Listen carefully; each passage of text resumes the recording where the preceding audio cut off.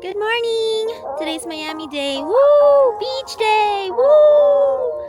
So sweet like a lemonade. Take time making you the minute maid. We can do something new, let me innovate. We can take it slow like we in the rain. So sweet like a lemonade. Take time making you the minute maid. We can do something new, let me innovate. Take it slow like we in the rain. Thought I could run away. Your smile made me wanna stay. Come with me, we can make a way. Give me time, let me demonstrate. Want you over, want you closer. Let me love you like I'm supposed to. Any struggle, make it over. Just remember what I told you. So sweet like a lemonade. Take time making you the minute maid. We can do something new, let me innovate. We can take it slow like we in the rain. So sweet like a lemonade. We can do something new, let me innovate. Took time making you the minute maid. Take it slow like we in the rain.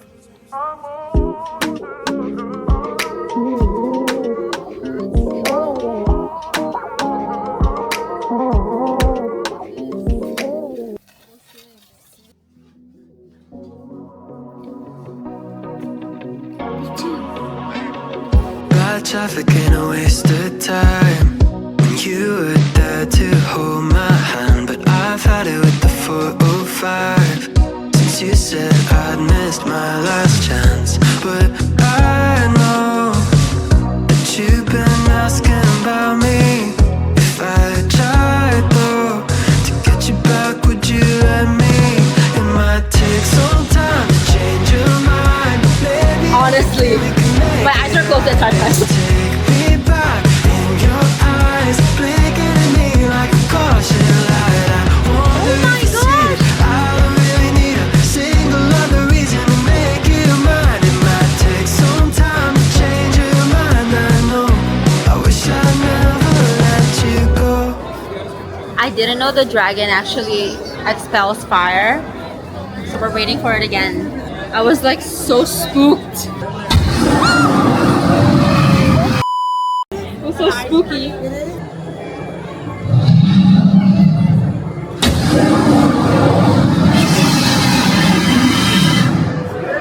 This is super exciting. If I took you for a top-down drive, just you and me and an empty road, maybe I can make it cross your mind. We're about to get our body Go, beat. go, go. Oh, I know that you've been asking about me. If I tried though to get you back, would you let me? Oh, it might take some time to change your mind. Maybe everything we can make it right. Just take me back in your eyes, blinking at me like a caution light. I wonder if you see it. I don't really need a single other reason to make you mine. It might take some time to change your mind. I know. I wish I'd never let you go. Oh, I wish I'd never let you go.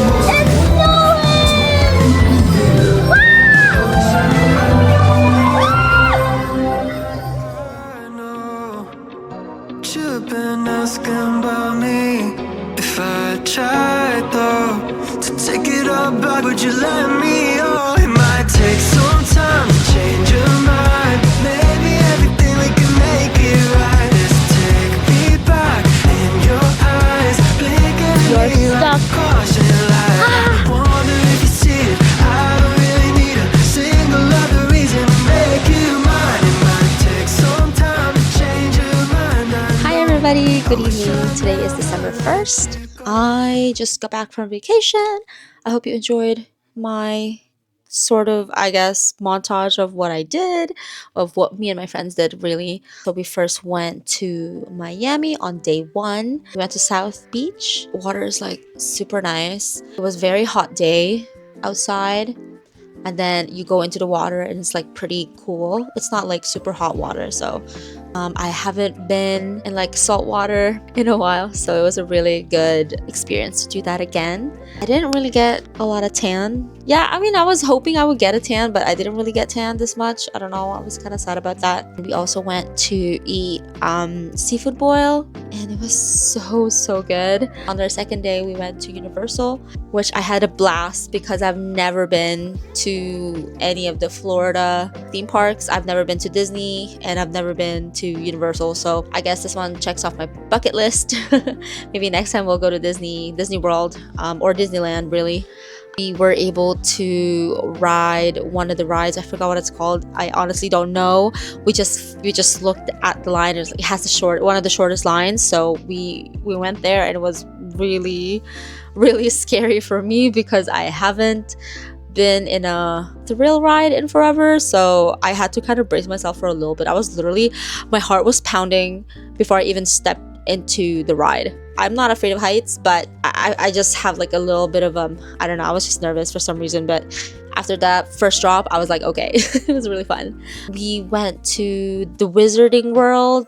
It was super fun. Like I was freaking out because I felt like I was in Harry Potter when we were in the Diagon Alley. Oh my god. We were able to get our wands. I got Hermione Granger's wand. My husband's got Dumbledore. My friend, she got, I think, Harry's wand. Yeah, I think she got Harry's, and then another one of my friends got, oh shoot, I think, was it Snape's? I think she got Snape's. We were able to kind of go around Diagon Alley and like try out the spells, and yeah, it was really fun. I felt like I was 15 again, 15, 16. And then on our third day, we went to the outlet malls. At that point, like, we're already like so tired from walking all day. We went to like the food trucks, and that was really good. I loved it. Last full day in Florida, we just had like a really chill day. Actually explored a little bit of the resort that we stayed at, and then we went to the pool. And then Friday we left.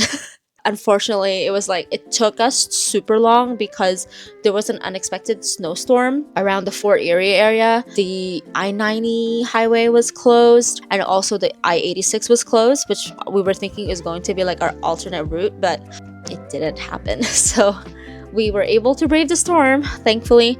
All throughout my my trip, I was able to finish 3 books, and I want to talk about them because I don't think I've ever talked about the books I read in this channel. The first book that I read is The Striker by Ana Huang. Let me just grab my Kindle actually. This is my Kindle case that I got from a cousin of a friend. That's what my Kindle looks like. Yeah, I'm a Kindle girly through and through. I put a paper, like a thick paper, and I put the stickers on top of that.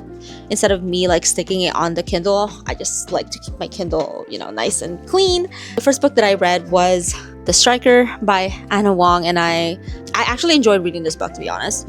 I rated this on Fable 4.25. Yeah, a 4.25, which is actually like a really high rating for me because the last Ana Huang book that I read was Twisted Love. I rated it like super low just because it took me a lot of effort to start like chapter 1. I said I am not a big sports romance girly. I usually DNF them, but this book broke that curse. The first few chapters are pretty cliched, but I continued to read because I'm waiting for the character development. So I actually really enjoyed Asher's character, although he seemed very, you know, like unlikable in the very first chapter because there is some sort of a rivalry between him and I think the name is Vince or Vincent. Maybe it's Vincent, but it could be Vince. The thing is, like, I also have a character named Vince, so I'm confusing if this is Vincent or Vince. I don't know. Maybe one of those. I'll confirm here somewhere. The trainer ended up being his rival's sister. Her name is Scarlett, and Scarlett is is she like a ballet teacher? I think she's a ballet teacher. 2 soccer players training with a ballet dancer. I was like, wait, is that a thing that athletes actually like go for training with dancers?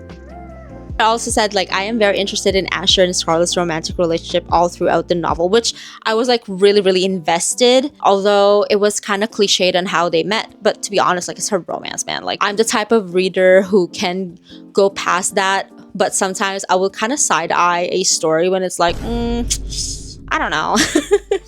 I was kind of side-eyeing it, but at the same time, I'm like, this is actually really, really interesting. So I also did a lot of annotations. One of the cliche ones that I'm like, I pictured wrinkled, white-haired version of ourselves bickering in a nursing home somewhere. And in my annotation, I said, ugh. I was saying that because I was like, this is kind of too early to kind of feel this way with a man who you apparently don't like because he is your brother's rival. I don't know. For me, the lead up to that feeling, it's kind of early. I know that this is not slow burn, but at the same time, like, can you like kind of give me more? Can we kind of make this, you know, less cringy? I don't know. Yeah, whatever. I guess 4 stars is pretty high up, to be honest. Oh my god. Oh, okay. Let me talk about. Okay. I'm just gonna get this out of my chest. Okay, I'm a romance reader. Okay, and I will always want spice in my books that I'm reading. That's just how I am. Okay, and the books that I write are also romance that has spice in it, but it's not like super spicy. I find my spice tolerance when I'm reading is like super high, but when I'm writing them, it's not overly, you know, descriptive. When I say that I'm very picky with how smut is written, because I grew up reading fanfictions, okay? And fanfictions are either super well written, like smut is super well written, or it's like garbage. There's no in between. The way that I gauge if a smut is well written is that, does this sound like it's written by a 12-year-old on Wattpad, or does this sound like it was written by a very seasoned fanfiction writer who should be published right now but isn't? So far, out of the 2 books that I read from Ana Huang, the smut is not very good. I do like it when a man talks in my smut, but the way that is written here is, it's not giving at all. Come on, like, come on. Who says this? Like, who says this? Okay, I'm just going to just insert it right here. Who says that? Yeah, no, I don't feel the passion at all. It feels very, I like description, but the way that it's described is like, it could be better. It could be better. Maybe for some people, this is good, but in my opinion, not good. I don't like the way it's written. Gets me out of the experience of like reading it. Like, it makes me go, oh, in the middle of the scene. Like, I guess I'm just very picky with smut, to be honest. I would say so far, Ana is really good at writing bingeable kind of books, but the smut I didn't really enjoy. I can honestly read this just skipping the smut, to be honest, altogether. Why did I even rate it 4.25 if the smut isn't so good? Well, because I really like the characters, okay? I like Asher, I like Scarlet, I also like the side characters. I'm actually very excited about Karina and, was it Markovich or something? The CEO? I'm more excited about them that I wish the next book is going to be about Karina, but alas, we're gonna get the brother. And who else? Yeah, it's already like hinted in the book. I think it's going to be the brother and Brooklyn. Yeah, those 2 is gonna be next, but I wish it was gonna be Karina. But Karina's book is going to come out very soon, because honestly, like, Ana Huang writes so fast, so fast. And then the next book that I want to talk about is actually a book that I discovered because of Mick Writes. She interviewed Kath Richards. It was during the time when Kath is about to release her mafia rom-com. It's called A Love Most Fatal. It's the first book of the Morelli sisters series. The way that she wrote this book is muy bien. I love it. It's one of my favorites during my vacation reads. So yeah, this is A Love Most Fatal. Usually for mafia romance, you always see Big Boss being the guy and then the girl being, you know, the submissive one. But I love the play on reverse roles here, because I also am writing about reverse, I guess, the reverse role, where usually it's the guy who is the rich one and then the girl is the poor one, but now it's reversed. But yeah, I really enjoyed this book. I devoured this book. Okay, number 1, I love Vanessa. When I'm thinking of like strong female characters, strong independent female characters, Vanessa is what I expect them to be. They embody both the feminine and the masculine, and it's just a super well developed character in my opinion. I haven't read a mafia romance book where the woman is the boss. So this is like super new to me. I really love the whole premise. You have this female character who wants to protect this guy who just happens to be a really innocent bystander, and all of a sudden they are thrown into this whirlwind of an affair, you know, and then slowly they get to know each other and they fall in love. But then there's this push and pull of like, I shouldn't like this guy because he is not the kind of person that I should be pursuing. Like there is this kind of expectation, if you are in the mafia, like you're also going to marry somebody who is in the same world. So that's like your expectations. Here she is falling in love with like a teacher. Like this guy is a nerd. This guy is a math teacher and can't even hurt a bug. So I really, really love that. Like it just shows like this tender side of this man. Okay, let me just talk to you about the smut as well, because oh my god, I ate it up. It was so good. Okay, first of all, I feel like the smut is like earned. It did like the smut didn't happen until like chapter 27. If it says in Kindle that's like 10 plus minutes, then I know I'm gonna eat up something really, really, really good. And it did not disappoint. The smut did not disappoint. And also the dog, Nate's dog. Nate's dog is so cute. I love it. And also the side characters, can I just say, Mary. I love Mary so much. I am super excited for Mary's book. I think it's Mary's book. That's next? I'm not sure. I can be wrong. But I am super excited to read her book. I'm 100% sure it's going to be age gap, okay? But it's okay. It's fine because Mary is of age, so I can deal with it. And it's a mafia romance, okay? It comes with the territory. I know when I read mafia that there will be some, dubious things, but we accept it, okay? It's part of the genre. So I'm just excited to read more of the author. I think on Fable, like I really praised it. I said, Kath Richards put a beautiful spin in a mafia romance. I've read my fair share from this genre of romance, and seeing how she masterfully writes complex characters with roles reversed is so beautiful. I'm so happy I picked up the book. I can't wait to read the second book soon. So again, first of all, thank you, Michaela, for interviewing Kath Richards, because I wouldn't have discovered her had it not been for your podcast. So yeah, there we go. The last book I read, okay, all right, it's a fan fiction. Not Harry.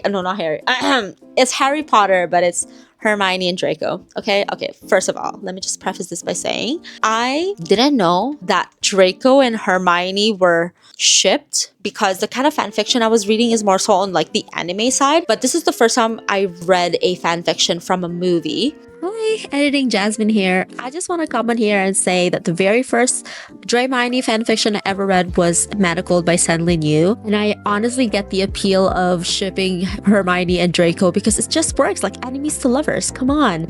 So if you have any recommendations, feel free to comment them down below because I would love to read more. Draco Malfoy and the Mortifying Ordeal of Falling in Love. Yeah, this is a rom-com. So the whole premise of the story is Hermione being like a professor, a healer, and then Draco becomes an auror, pretty much is like a bodyguard. So this is like a bodyguard romance. I actually started this book back in like early April, and then I stopped reading it probably around 13% way of the book. I didn't know that like Harry Potter fanfictions are this big. Like it's a chunky book. Very, very slow burn. Okay, very slow.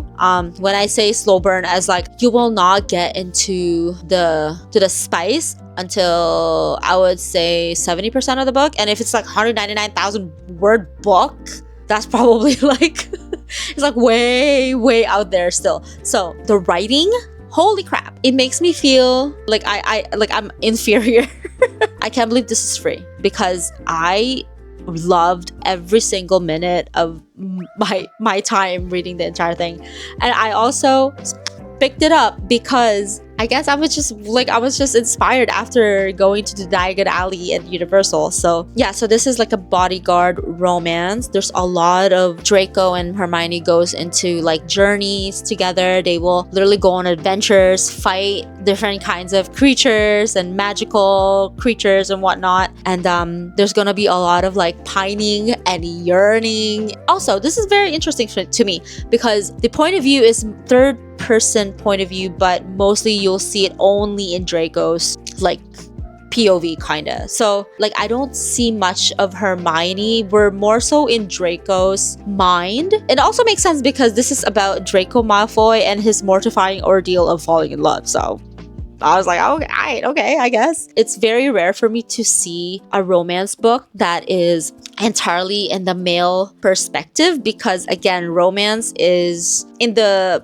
point of view of the woman, but I'm not mad at it. Like, it's actually, I really enjoy this. I was having so much fun reading this. Let me look at one of my favorite ones. In here, Draco gives Hermione a ring to kind of like indicate whether she's like in danger or something. Hermione's like, no, I don't want that. Like, get that away from me. And then there's like an inner monologue here, and Draco saying, yes, Tonks, she broke her neck falling down a hill. I thrusted into her too hard. Yes, it was an accident. Yes, she's dead. Please return my body to my mother in the fewest pieces possible. And it was just, I love Draco's inner monologues here because they're just so funny. I really like me some dry humor, okay? And I also love the dark humor as well. The only thing that I don't like about it is like there's a lot of like, oh, Draco said, Granger said, Hermione shrugged. Examples like, what are you doing? Asked Granger. I'm going to obliviate them all, said Draco. Don't, said Granger with unexpected vehemence. Memory charms are not to be used lightly. I don't really mind it, but it's something that I noticed as I'm reading the book where it's like, there's a lot of like he said, she said here. And I guess if it's a 999,000 word book, there's no other way of saying like he said, she said. But yeah, I rated this 4.5 on Fable. I love it because I think this is the first book where a smut, there is no dialogue at all. It's just a whole lot of like descriptions of the feeling, and to me it felt so intimate. I felt like I was watching them in front of me and I'm like, am I interrupting? I'm sorry, but yeah, like there's no dialogue at all. There's none of those, you know, like dirty talks, whatever. None of the choking, none of that. It felt so earned. It felt like finally, they're just letting it all out. And we finally reached to that point where both characters are like, yes, I want to do this, no matter how stupid it is. One of my favorite smut scene ever. Those are the 3 books that I read throughout the trip. And it's sad that I can only read books this fast only when I'm on vacation, but it's okay. It's fine because I was actually able to add more into my reading goal for this year. My reading goal was 35 books. I'm able to read 40 books now, so we're good. We're way ahead of our reading goal. I probably can add a few more. As for my future reading, maybe I should read Twisted Games next. It's another Ana Huang book because I actually kind of started it during the trip too, and I'm like, this is not hitting, so I started reading A Love Most Fatal, which thankfully I was able to finish because I enjoyed it so much. I don't know what else to read. I just have a shit ton in my Kindle. I'll just pick and choose whatever and see what sticks. But yeah, that is it for all the books that I read. So I hope you enjoyed this vacation vlog plus my reading thoughts. And yeah, let me know if you want to see more of the reading recap. Thank you guys so much, and I'll see you guys next time. Bye bye.